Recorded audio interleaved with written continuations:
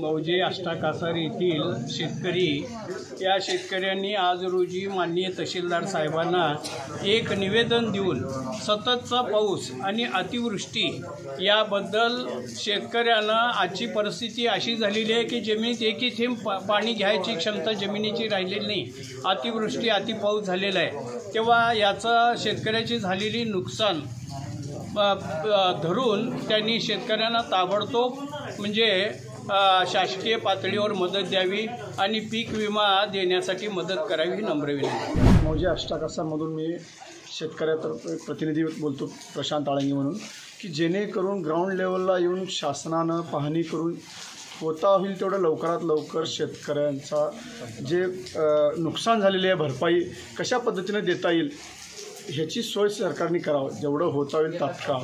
कारण ग्राउंड लेवलला अक्षरशः सगळ्या शेतकऱ्याचं इतकं नुकसान झालेलं आहे की 1 रुपयाचा सुद्धा माल निघणार नाही शेतात।